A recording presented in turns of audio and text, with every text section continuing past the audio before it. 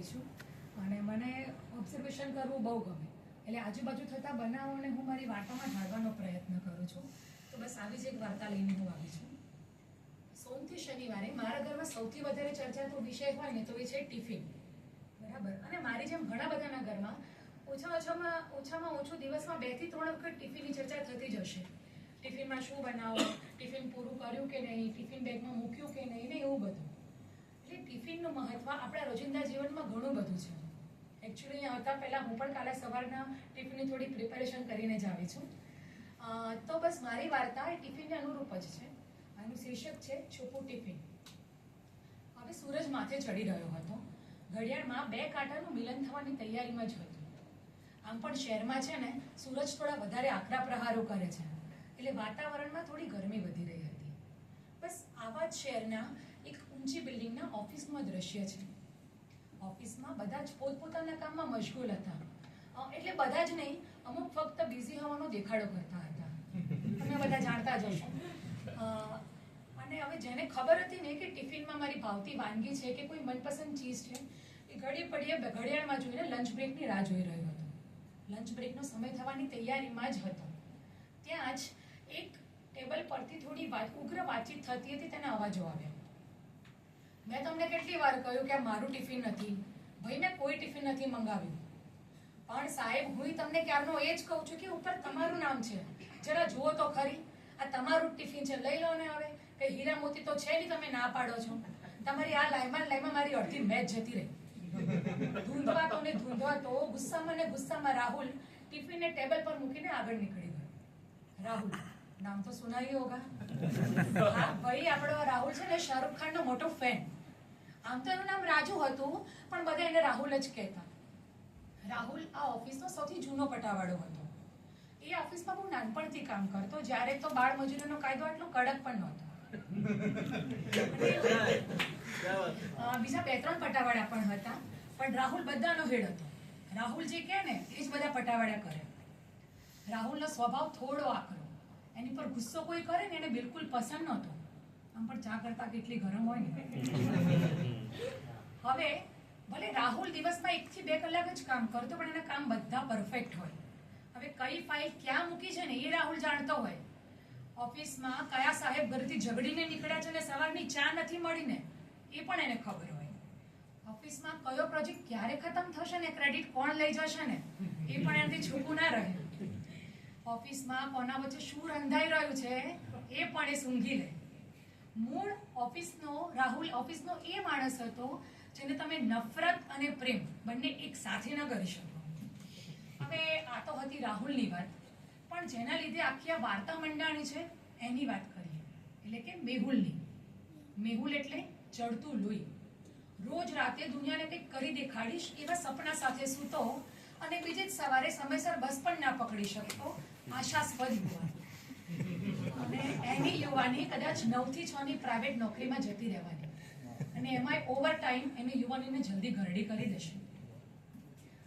મેહુલ આ શહેરમાં નોકરી માટે આવેલો. એકદમ નાના ટાઉનથી એ આ શહેરમાં નોકરી માટે આવેલો હતો. નાનકડા ટાઉનમાંથી આવેલો એટલે નાનકડા ટાઉનના જે સામાન્ય ઘરના વ્યક્તિ જેવો જ એનો ગોલ. એક સારી નોકરી, એક મોટું ઘર, એક ગાડી ને પછી લાડી. કારણ કે મોટા ઘરને ગાડી વગર તો હવે લાડીએ નથી આવતી, એવું એની મમ્મીએ કહ્યું. તો બસ હવે એને નાનકડો રૂમ શોધી કાઢ્યો હતો શહેરમાં. રસોઈ કરતા એને આવડતી નહોતી, અને 2 ટાઈમ ટિફિન મંગાવે ને એવી એની વ્યવસ્થા નહોતી. હા, પણ સાંજનું ટિફિન એના ખિસ્સાને પરવડે એવું હતું, તો એ સાંજે ટિફિન મંગાવતો અને રોજ સવારે ચા સાથે ઘરેથી મમ્મીએ મોકલેલો કોરો નાસ્તો ખાઈ લેતો અને બસ ટિફિન વગર ઓફિસ જતો. હવે આજે ટિફિન કોણે મોકલ્યું ને ક્યાંથી આવ્યું ને એ વિમર્શણમાં પડ્યા વગર એને ટિફિન જમી લીધું, કારણ કે એને કકડીને ભૂખ લાગી હતી. આગલી રાત્રે ટિફિનમાં રીંગણનું શાક હતું જે એને બિલકુલ પસંદ નહોતું, એટલે ભૂખ્યો હતો. અને બીજી સવારે કોરો નાસ્તો પણ ખતમ થઈ ગયો હતો. તો પછી એણે કંઈ વિચાર્યા વગર ટિફિનમાંથી જમી લીધું. હવે બીજા દિવસે પણ ટિફિન આવ્યું ને ત્રીજા દિવસે પણ ટિફિન આવ્યું. મેહુલ રોજ રાહુલને એના વિશે પૂછતો કે કોણ ટિફિન મોકલે છે, પણ રાહુલ તો રહ્યો આપણો ગુસ્સાવાળો માણસ.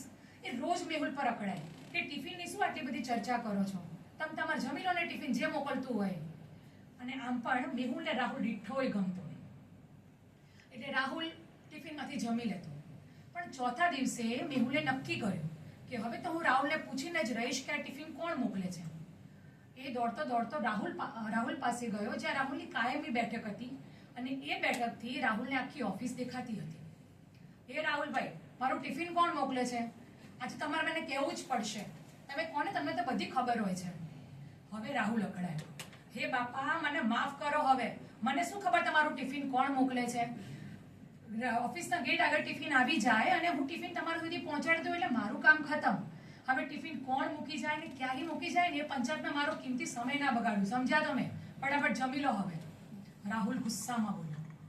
મેહુલ નીચું મોઢું રાખીને સહેજ મનમાં ને મનમાં હસીને બોલ્યો, પંચાયત? આખા ગામની તો પંચાયત કરતો હોય છે. એને આખા ગામની ખબર છે, અને મારું ટિફિન કોણ મોકલે છે એ જ એને નથી ખબર. આવું ના ચાલે. અને મોટો પ્રધાનમંત્રી એમ કે છે મારો કિંમતી સમય બગાડ્યો.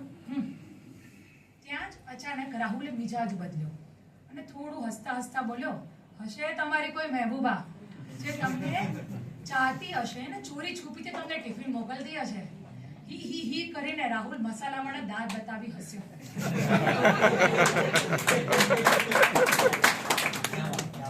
અને કર્કશ અવાજે ગાવા લાગ્યો, નિકલ કે સામને આ મેરી મહેબૂબા. મેહુલને ખૂબ ખીચ ચડી. એનાથી એ હાસ્ય, એનાથી એ કર્કશ, કર્ણને સાંભળવું પણ ના ગમે એવું ગીત અને મસાલાવાળા દાંતની ગંધ એનાથી સહન ના થઈ. એ પાછળના ટેબલ પર આવીને બેસી ગયો. હા, પણ પેલો મહેબૂબા શબ્દ સાંભળીને પેટમાં થોડા ગલગલિયા તો થયા. એ ઓફિસમાં ટેબલ પર બેસીને ટિફિન ખોલવા લાગ્યો. એને વિચારવા લાગ્યો કે હમણાં પેલા મકાન માલિકની રૂપાળી જલપા હમણાંથી હું સામે જોવે છે.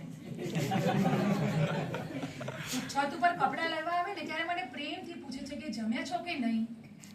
અને પછી હમણાંથી 2-3 દિવસ પહેલા મને છુપાઈને જોતી પણ હતી. વળી અઠવાડિયા પહેલા તો મારા ઓફિસનું સરનામું પૂછતી હતી. તો કદાચ એ તો ટિફિન નહીં મોકલતી હોય ને. પણ એની શું ખાતરી કે એ ટિફિન મોકલે છે? મનમાં ને મનમાં વિચારો કરીને એને ટિફિન ખોલ્યું અને થોડી લાગી એના ગાલ પર આવી ગઈ. ટિફિન ખોલ્યું ત્યાં ફેવરેટ બટાકાનું શાક જોઈને પાછો ખુશ થઈ ગયો. એને યાદ આવ્યું કે સવારે ઓફિસ આવવા તૈયાર થતો હતો ને ત્યારે બટાકાના શાકની સોડમ નાક સુધી આવતી હતી.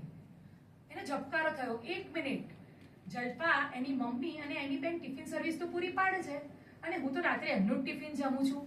તો સવારે બટાકાના શાકની સુગંધ આવતી હતી ને ત્યારે ટિફિનમાં એ જ શાક, મતલબ કે ટિફિન જલપા જ મોકલે છે. યસ યસ કરીને એ ખુરશી પર કૂદ્યો. હવે એને ખાતરી થઈ ગઈ કે જલપા જ ટિફિન મોકલે છે. એને ફટાફટ ટિફિનમાંથી જમી લીધું. હવે એ આખો દિવસ મેહુલ મહેબૂબા શબ્દવાળા ગીતો ગાતો રહ્યો. એને ફટાફટ ઘરે જવાની ઉતાવળ આવી અને એક નજર જલપાને જોવાની ઉતાવળ આવી. એ ફટાફટ સાંજે ઘરે પહોંચ્યો પણ જલપા ના દેખાઈ. એ સાંજનું ટિફિન લેવાના બહાને એના ઘરે ગયો ત્યારે પણ જલપાના દર્શન ના થયા. એ અકળાઈ ગયો. એ રાત એને માંડ પસાર કરી હશે. એને એમ કે બીજા સવારે તો છત ઉપર આવશે જ ને. પણ બીજી સવારે જલપાના છત પર આવી કે ન છુપાતી જોતી દેખાઈ. એ બેબાકડો બની ગયો. ત્યાં જ જલપાની નાની બેન બહાર ઊભી હતી. એણે હિંમત ભેગી કરીને જલપાની બેનને પૂછી જ લીધું કે જલપા ક્યાં છે. હવે નાની બેન એટલી નાની પણ નહોતી. એણે આંખો ઝીણી કરીને ઘડીક વાર મેહુલ સામે તાકી રહીને કીધું કે દીદી માસીના ઘરે રોકાવા ગઈ છે, માસીની તબિયત ખરાબ છે, 2-3 દિવસ પછી આવશે. હવે મેહુલને કદી ન જોયેલા માસી પર ખૂબ ગુસ્સો આવ્યો અને એને થયું કે નાની બેન કંઈક વધારે પૂછે ને એની પહેલા ઓફિસનો રસ્તો પકડવો. એ ઓફિસ જવા નીકળી ગયો. આજે એ કમ અને ઓફિસ જઈ રહ્યો હતો. એને એમ કે હવે આજે તો બપોરનું ટિફિન નહીં જ આવે. પણ એના આશ્ચર્યની વચ્ચે આજે પણ બપોરનું ટિફિન આવ્યું. એ ખુશ થઈ ગયો. એ નથી તો પણ મારા માટે ટિફિનની વ્યવસ્થા કરતી ગઈ છે. મહાદેવ, મને તમારી ભક્તિ ફળી ગઈ. એ ખુશ થઈ ગયો અને ફટાફટ ટિફિન ખોલીને જમવાની શરૂઆત કરતો હતો. ત્યાં જ આજે ટિફિનમાં સહેજ બળેલું શાક હતું. પણ એને બાળપણમાં બાજુવાળા માસીના શબ્દો યાદ આવ્યા. મારી બારીનો કાચ તોડે તારી સાસુનું સાથ દાજે.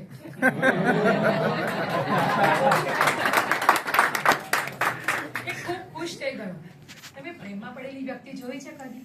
અરીસામાં તો જોયું હશે ને. એને આજુબાજુ શું ચાલે છે એનું ભાન નથી હોતું. એ પોતાની જિંદગીમાં મસ્ત રહે છે અને પોતાના વિચારોમાં જ ખોવાયેલો રહે છે. બસ એવું જ તો આપણા મેહુલભાઈ સાથે થઈ રહ્યું હતું. એણે ફટાફટ ટિફિનમાંથી જમી લીધું. હવે એ કાગ ડોળે 2-3 દિવસ પસાર થવાની રાહ જોતો હતો. 2-3 દિવસની અઠવાડિયું થઈ ગયું પણ જલ્પા પાછી ના આવી. જેમ ચાતક મેહુલિયાની રાહ જોવે એમ આપણો મેહુલિયો જલ્પાની રાહ જોતો હતો. એ કંટાળી ગયો. એ બેબાકોળો બની ગયો કે ક્યારે જલ્પા આવે ને ક્યારે એની સાથે વાતો કરે. ત્યાં જ એક સાંજે એના રૂમના બારણા આગળ એક મીઠો અવાજ રણક્યો.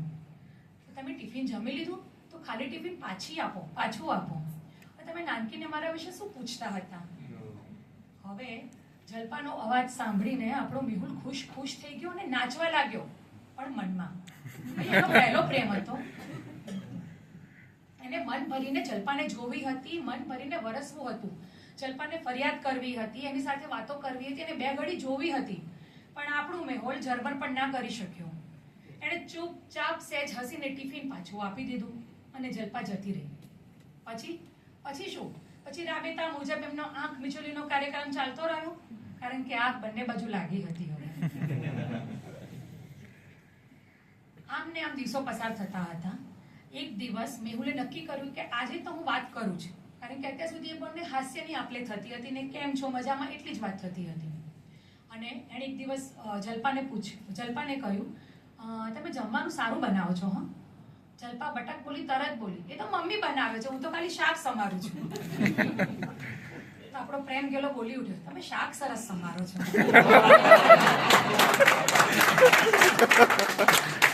જલ્પા તમારી જેમ જ ખડખડાટ હસીને જતી રહી અને આપણો મેહુલ આખી રાત એની મૂર્ખામી પર વિચારતો રહ્યો. હવે ધીરે ધીરે દિવસો પસાર થતા હતા. બંને હવે સામાન્ય મિત્રોની જેમ વાતો કરતા હતા. અને જલ્પા તો હતી જ વાતોડિયણ. એ તો અલગ મલગની વાતો પલક ઝપકતા જ કરી લેતી. મહિનો પૂરો થવા આવ્યો. મેહુલને એક દિવસ વિચાર આવ્યો કે હવે બપોરના ટિફિનના પૈસા મારે આપવા જોઈએ. આમ સાસરીનું મફતમાં જમું ને સારું ના લાગે. મારી ઇમ્પ્રેશન કેટલી ખરાબ પડી. થોડો પૈસા ટકે પ્રોબ્લેમ થશે પણ હવે એ તો મેનેજ કરી લઈશ. અને હવે સમય પાકી ગયો છે કે બપોરના ટિફિનના પૈસા અને મારી લાગણી બધું જ જલ્પાને સોંપી દેવાનું. એ ફટાફટ એક પેન અને કાગળ લઈને બેસી ગયો. પહેલો પ્રેમપત્ર લખવા. હા ભાઈ, આજના જમાનામાં મોબાઈલના જમાનામાં લોકો પ્રેમપત્ર લખે છે હજુ. બીજી સવારે ભીના વાળ સુકવવા માટે જલ્પા છત ઉપર આવી. આપણો મેહુલ એને 2 ઘડી જોતો રહ્યો, પણ અચાનક કંઈક યાદ આવતા રૂમમાં પાછો ગયો અને કવર લઈને બહાર આવ્યો. એ થોડો ગભરાયેલો હતો. એણે આજુબાજુ ચકાસીને જોયું કે કોઈ જોતું નથી ને, અને એ કવર એણે જલ્પાના હાથમાં મૂક્યું. જલ્પાએ કવર ખોલ્યું અને કવરમાં એક ગુલાબ, એક પ્રેમપત્ર અને થોડા પૈસા હતા જે ટિફિનના હતા. જલ્પાએ કવર ખોલ્યું તો સૌથી પહેલા હાથમાં પૈસા જ આવ્યા. એણે પૂછ્યું, આ શું છે? તે તો ભાડું અને ટિફિનનું બિલ બધું ચૂકવી દીધું છે, તો પછી આ શેના? એણે પ્રશ્નાર્થભરી નજરે પૂછ્યું. ટિફિનના, બપોરના ટિફિનના. મને ખબર છે કે મારું ઓફિસમાં બપોરનું ટિફિન તું જ મોકલે છે, એની પણ છુપાઈને. એટલે તું તને પૈસા હાથમાં આપું છું છુપાઈને. અને જરા કવર જો ને, બીજું છે એનું ઘણું બધું અંદર. મેહુલ શરમાતા બોલ્યો, એક મિનિટ. ટિફિનના, બપોરના શેની વાત કરે છે? મને કંઈ ખબર નથી પડતી. હું તને ટિફિન નથી મોકલતી બપોરનું, એ પણ છુપાઈને. મારી માં જોઈ છે તે કદી? અડધી રોટલી ગાયબ થાય ને ઘરમાં તોય એને ખબર પડે. તું તો આખા ટિફિનની વાત કરે છે. ના બાપા ના, મારામાં એટલી હિંમત નથી. હા, એક મિનિટ, મમ્મી બોલાવે છે. એમ કહીને જલ્પાએ પૈસા પાછા કવરમાં મૂક્યા અને એ કવર પાછું એમનું એમ મેહુલના હાથમાં સોંપી દીધું. ના તો એણે પ્રેમપત્ર જોયો કે ના તો એણે ગુલાબ જોયો. હું સાંજે આવીને વાત કરું એમ કરીને દોડતી નીચે ભાગી ગઈ. બિચારો મેહુલ ભાગ્યાની માફક ત્યાં ઉભો રહ્યો. તો કોણ ટિફિન મોકલે છે? એ મોટા અવાજે બોલીને અડધો ગાંડા જેવો થઈ ગયો. આજે એને ઓફિસ જવાની ઉતાવળ આવી. એને નક્કી કર્યું કે આજે તો હું જાણીને જ રહીશ કે આ ટિફિન કોણ મોકલે છે, ભલે મારે આજે રાહુલ સાથે ફરી ઝઘડો કરવો પડે. એ ફટાફટ ઓફિસ પહોંચ્યો. એ લંચ બ્રેકનો સમયની રાહ જોઈ રહ્યો હતો. એ લંચ બ્રેક પહેલા ઘડીએ પડીએ જઈને ઓફિસના ગેટ આગળ આંટા મારતો હતો કે કદાચ કોઈ મૂકવા આવે ને પકડાઈ જાય તો હું એને રંગે હાથ પકડું. પણ એ સહેજવાર માટે વોશરૂમ ગયો, ત્યાં તો ટિફિન ટેબલ પર આવી ગયો. એ પાછો આવ્યો અને ટિફિનને જોઈને ખૂબ અકળાયો કે આ એટલી વારમાં ટિફિન ક્યાંથી આવી ગયું. એણે ફટાફટ ટિફિન હાથમાં લીધું ને દોડતો રાહુલ પાસે જવા નીકળ્યો. પણ દૂરથી રાહુલનું ગુસ્સાવાળું મોઢું જોયું ને 2 કદમ પાછો ફરી ગયો. કે રખેને પાછો આ મસાલાવાળો માણસ કંઈક ખરાબ બોલે ને મારો આખો દિવસ બગાડશે. જવા દે ને, નથી પૂછવું, કાલે પૂછી લઈશ. અને આમ પણ મહિનાથી બપોરની જમવાની ટેવ પડી ગઈ હતી એટલે એને કકડીને ભૂખ લાગી હતી. એને ફટાફટ ટિફિન ખોલીને જમી લીધું. કાલે પૂછીશ એમ કહીને બેસી ગયો. હાલો, આ સાંભળ, મને ખબર ના પડવી જોઈએ કે ટિફિન આપણે મોકલીએ છીએ. તારી પેલી ચંપા છે ને, ચાપલી બહેનપણી, એને તો કહેતી જ નહીં, બરાબર? અને એક ટિફિન આપતા મફતની 5 રોટલી આપતા છે ને, આપણું કંઈ નુકસાન નથી થવાનું. અને ખબર પડશે ને તો એ જોઈ જવાશે. શું કરશે? જેલમાં તો નહીં નાખે ને. એમ કહેતો કહેતો રાહુલ એક કાનમાં ફોન દાબી 2 હાથે મસાલા મસળતો ફોનમાં એની પત્નીને કહી રહ્યો હતો. હા, રાહુલની પત્ની પણ ટિફિન સર્વિસ આપતી હતી. તો બીજી બાજુ મેહુલ આ રોટલીના છેલ્લા ટુકડાથી આખું ટિફિન સાફ કરીને મોંમાં મૂકતો હતો અને એની નજર રાહુલની નજર સાથે એક થઈ ગઈ. રાહુલે વડામાં મસાલો મૂક્યો, હાથ ખંખેર્યા અને સેર ડોકું હલાવીને મેહુલ સામે હસ્યો. મેહુલને આજે પણ રાહુલનું હાસ્ય ના ગમ્યું અને એણે ફટાફટ છૂપું ટિફિન બંધ કર્યું અને એ છુપા ફરિશ્તા વિશે ફરી વિચારવા લાગ્યો. અને આ બાજુ આપણો રાહુલ ફરીથી ગણગણવા લાગ્યો, મેરી મહેબૂબા. આભાર.